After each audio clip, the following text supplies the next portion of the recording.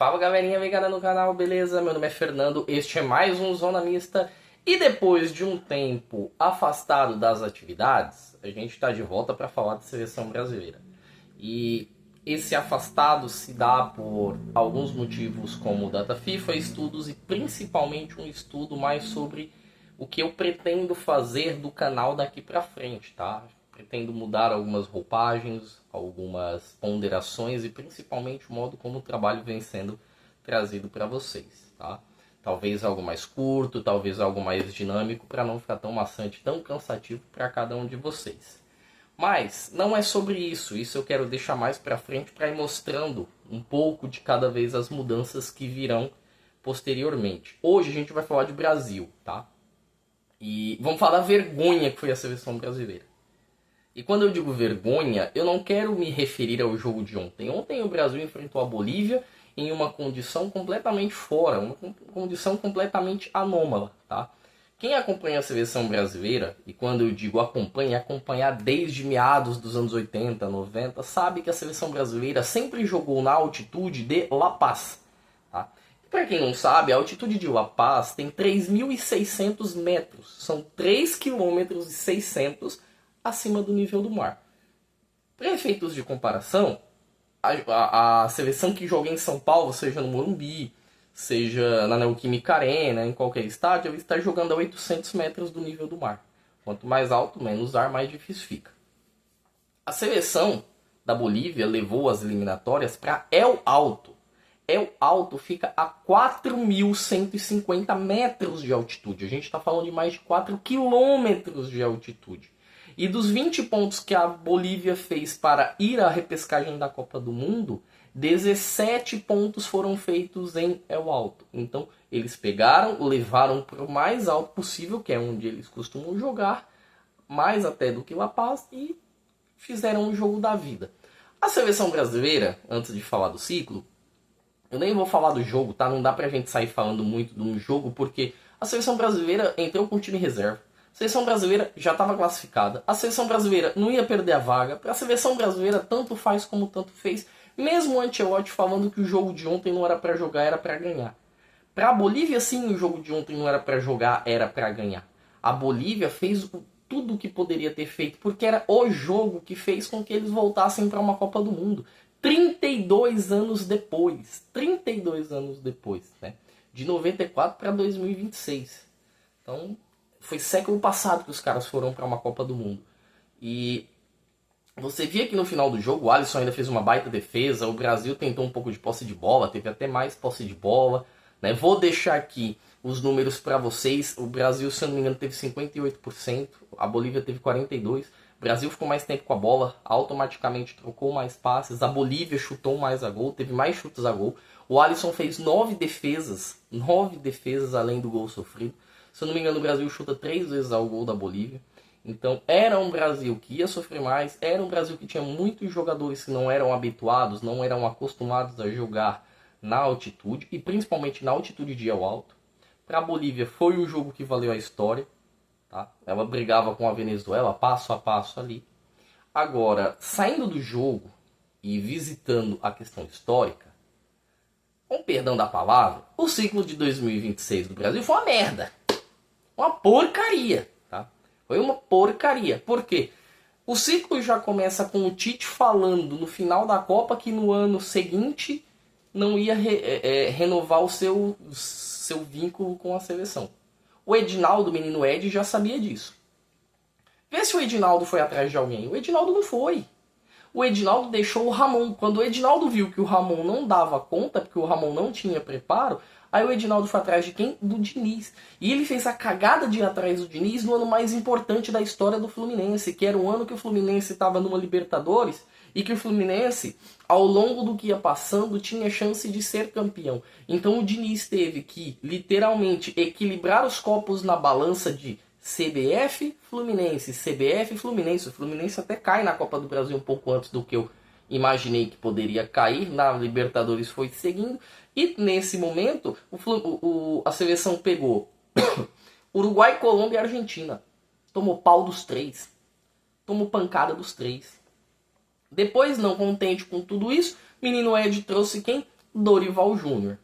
Dorival Júnior, porque antes do Dorival se falava em Ancelotti, marcou jantar, teve tudo, que o Ancelotti vinha no fim das contas não veio, sobrou para o Dorival. Aí o Dorival veio, fez 2 amistosos bons contra a Inglaterra e contra a Espanha, jogaço contra a Espanha, um bom jogo contra a Inglaterra, e o torcedor brasileiro, que já está distanciado, já está desiludido, já se iludiu de novo.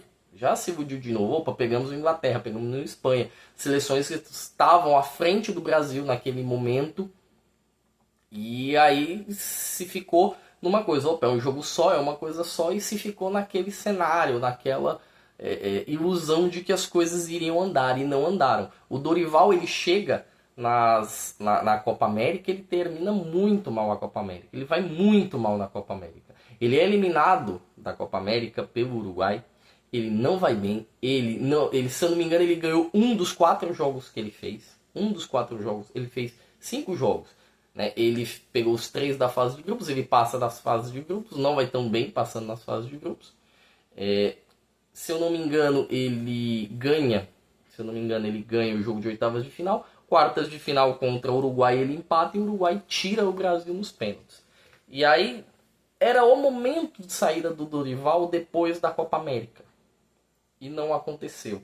Não sei porquê, mas não aconteceu a saída do Dorival. O menino Ed, sei lá, estava tentando mais se manter no poder do que pensar na seleção. Ele mais queria se manter no poder do que dar a sua atenção, do que dar o seu poder à seleção brasileira.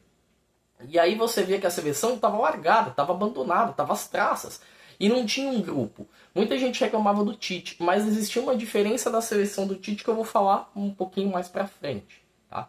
Sai o Dorival, a seleção ficou sem treinador depois da pancada, da humilhação para a Argentina, que a Argentina meteu 4-2 na nossa seleção, lá no Monumental de Nunes, sem o Messi jogar, com o Di Maria se aposentando, e se eu não me engano, eu não consigo me recordar se o McAllister joga esse jogo. Eu lembro do Enzo jogando, eu lembro do Almada jogando, do Álvares, do Martins, mas eu não consigo lembrar se o McAllister, que era um dos meio de campo o Depou. O Depou não jogou. Então a Argentina não teve o Depou, não teve o Messi e não teve o Di Maria. E deu uma sova no Brasil. O Dorival saiu, o Dorival rodou, a seleção ficou à espera do Ancelotti, depois o Ancelotti veio, o Ancelotti teve 3 jogos. 3 jogos. Ele ficou à frente em 3 jogos. Se eu não me engano, foi o 0-0 com o Equador, que graças a Deus o Brasil empatou, porque se começa perdendo aí já vem uma bomba. O jogo contra o Chile, que o Brasil fez um jogo bem mais ou menos, tá? Fez um primeiro tempo difícil, arrastado, aí no segundo tempo que as coisas andaram.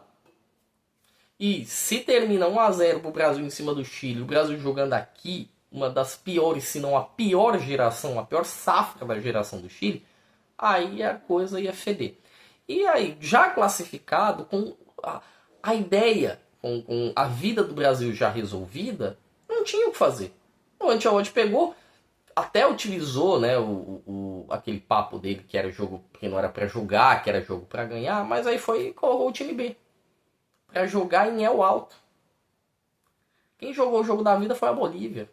Trouxe a torcida, fez cera, segurou o jogo, abriu olha, o time da Bolívia é ruim, é fraco, é limitado, mas criou-se uma boa atmosfera porque sabia que precisava se mobilizar. E mobilizou-se seleção, mobilizou-se torcedor, mobilizou-se a confederação, todo mundo para aquele objetivo em geral, que era a qualificação para a Copa do Mundo, e eles conseguiram.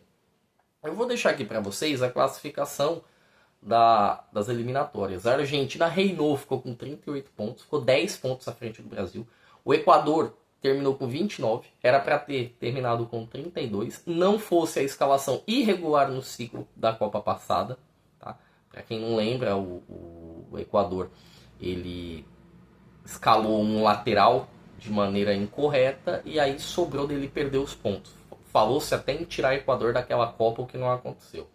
Aí depois vem a turma dos 28, vem Uruguai, vem Colômbia, vem Brasil. A gente ficou na mesma pontuação do Paraguai. O Paraguai no começo das eliminatórias estava na rabeira. Até que o Paraguai meio que começou a subir de produção, estava na rabeira. O Brasil teve a segunda pior defesa da competição. E isso só porque a Colômbia tomou 3 da Venezuela.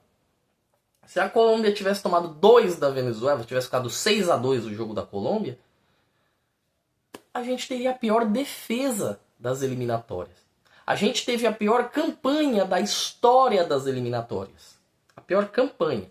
Muita gente vai chegar e vai falar assim, nossa, mas se fosse no modelo antigo, o Brasil ia pra repescagem. Não vamos se pautar numa comparação vazia e sem nexo. E se fosse no modelo antigo, já ia começar que a Bolívia não ia ter o tesão que teve para jogar ontem, porque já estaria fora. Se fosse no modelo antigo, o Brasil também não ia levar o time reserva, ia levar o time titular, ia forçar, ia ter uma outra mobilização para o jogo e ia acabar se qualificando em quarto, terceiro lugar ali e ia manter. Mas, realmente, no atual modelo, o Brasil termina em quinto com a sua pior campanha nas eliminatórias, na história. O Brasil, ele foi o time que teve menos vitórias nas eliminatórias de todas as suas campanhas. É o país que teve mais derrotas nas eliminatórias, nas suas campanhas. Houveram 6. Se você somar entre derrotas e empates, o Brasil teve mais derrota, empate que vitória. Isso nunca aconteceu na história das eliminatórias. E aí eu vou voltar no modelo do Tite, porque muita gente reclamava do modelo do Tite, que o time era um empatite, era um time chato, era um time que jogava de forma morosa, que tinha o mesmo modelo, os mesmos jogadores. Era o mesmo time. O time do Tite não perderia o jogo para a Bolívia. Sabe por quê? Porque o time do Tite era um time formado.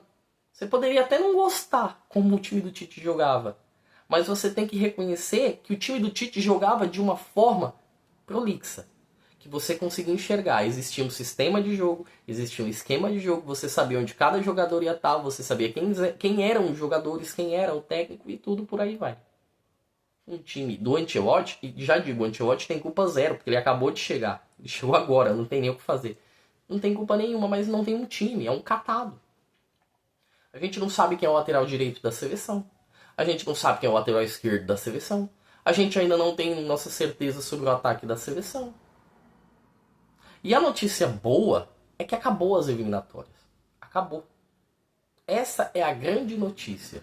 Porque pode acontecer, a gente ainda vai enfrentar 2 europeus, né, no ano que vem. A gente enfrenta 2 africanos em meados de novembro. E em outubro a gente enfrenta Japão e Coreia do Sul. São alguns amistosos bons para testar o Brasil. Mas a questão é que pode acontecer. O Brasil pode acontecer de ser campeão. Quem não lembra de 2002, que o Brasil fez uma péssima eliminatória e acabou chegando lá, a família escolar, e todo mundo se fechou e foi campeão. A Argentina deu a volta no Brasil naquelas eliminatórias, o que não aconteceu agora.